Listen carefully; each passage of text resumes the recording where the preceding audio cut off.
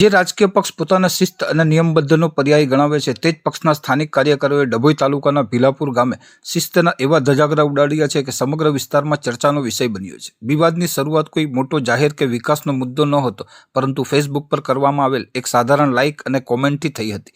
Social media પર શરૂ થયેલ આ કીબોર્ડ ગર્જના જોતજોતામાં ગામના જાહેર રસ્તા સુધી પહોંચી ગઈ હતી અને બે જૂથો વચ્ચે ઢીસુમ જેવા જોવા મળ્યું કે પ્રત્યક્ષદર્શીઓ પણ સ્તબ્ધ થઈ ગયા હતા. આ જૂથ અથડામણમાં એક તરફ વડોદરા જિલ્લા પંચાયતના ચેરમેન ભાવેશ પટેલના સમર્થકો હતા, તો બીજી તરફ સસ્તા અનાજના વેપારી સાથે જોડાયેલ જૂથના લોકો આમને સામને આવી ગયા હતા. સામાન્ય તકરારમાંથી શરૂ થયેલ આ બનાવ એટલો ઉગ્ર બન્યો કે કાર્યકરોએ બોલાચાલીના સીમા વટાવીને એકબીજાના શર્ટ ફાડી નાખ્યા હતા અને મારામારી પર ઉતરી આવ્યા હતા.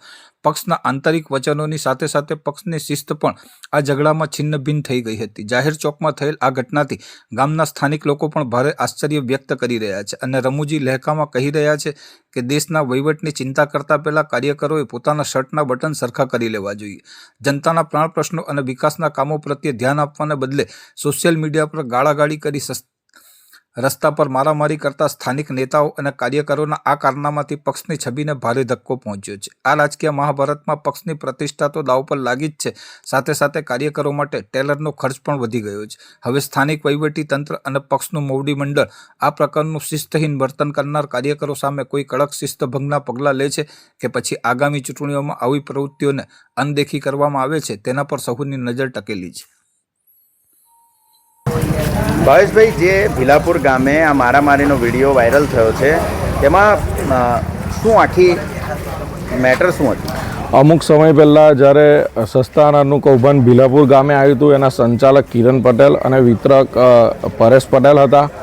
પરેશ પટેલે ગઈકાલે જે કુંઢેલાના મલ્હારપુરા ગામે આયુષ્માન કાર્ડનો કેમ્પ અને મેડિકલ ચેકઅપ કેમ્પ અમે રાખ્યો હતો, જે મીડિયાએ એની નોંધ લીધી હતી.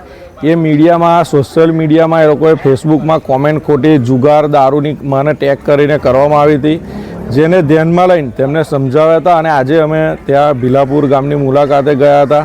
ત્યાં ડેપ્યુટી સરપંચને બધા જો અમે બેઠા હતા, બધી ચર્ચાઓ કરીને ત્યાંથી અમે નીકળ્યા.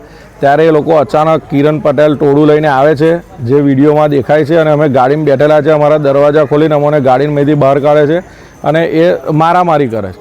એમાં બે જણને વધારે વાગ્યું છે. સિટી સ્કેનને કરાવવાનું છે. અત્યારે અમે સરકારી દવાખાને ડભોઈ આવે છે. અહીંથી સિટી સ્કેન કરાવવાનું કીધું એટલે અમે આગળ એના સિટી સ્કેન માટે જઈએ છીએ.